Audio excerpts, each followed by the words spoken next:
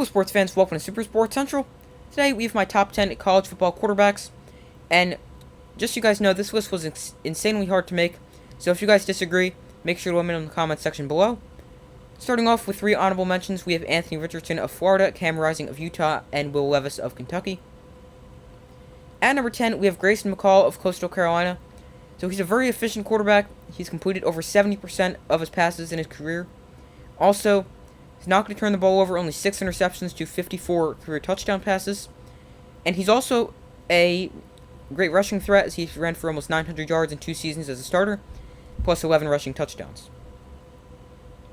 Number 9 is Dillon Gabriel of Oklahoma. He transferred to Oklahoma from UCF in the offseason.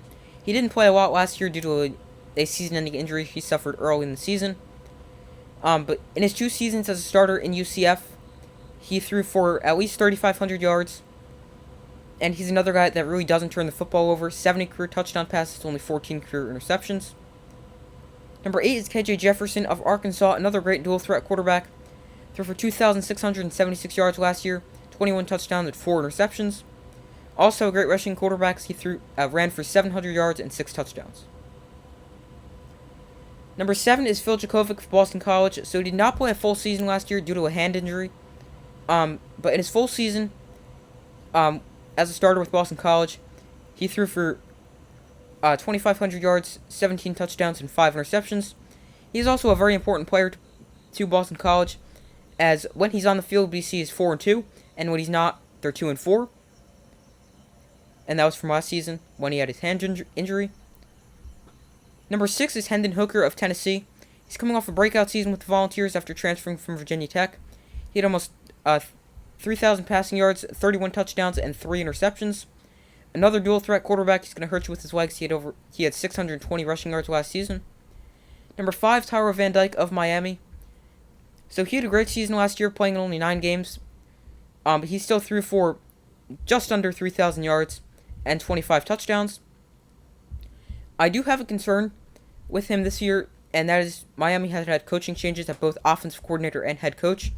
Josh Gaddis takes over as offensive coordinator, whereas Mario Cristobal comes over from Oregon to take the head coach position. But both are run-first guys, so his production may drop a little bit, but he's still a top 5 quarterback. Number 4 is Devon Leary of NC State. So he had a breakout season last year after he had a broken leg in 2020. He threw for 3,433 yards, 35 touchdowns, and 5 interceptions. He's not necessarily a dual-threat quarterback, but he has the ability to lead NC State on a great season this upcoming season. He's also got 3 good wide receivers returning with Devin Carter, Thayer Thomas, and Porter Rooks. Number 3 is Caleb Williams of USC. So he took over for Spencer Rattler in the middle of the season last year at Oklahoma. Then he transferred to USC to follow head coach Lincoln Riley. He was inconsistent last year, but he had stretches where he looked great and stretches where he was not good. But he has some great wide receivers joining him at USC with Mario Williams, Jordan Addison, and others heading out to Southern California. Plus, he has the ability to hurt you with his legs, as well as he showed several times last year. He's a great dual-threat quarterback. Number 2 is Bryce Young of Alabama. The 2021 Heisman winner had an unreal season last year, threw for almost 5,000 yards with 47 touchdowns and only 7 interceptions. He led Alabama to the national championship game where they ended up losing.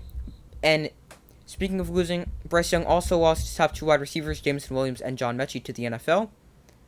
And my top quarterback for the 2022 season is CJ Stroud out of Ohio State. So I have him as my top quarterback. He had a great season last year, throwing for 4,400 yards and 44 touchdowns.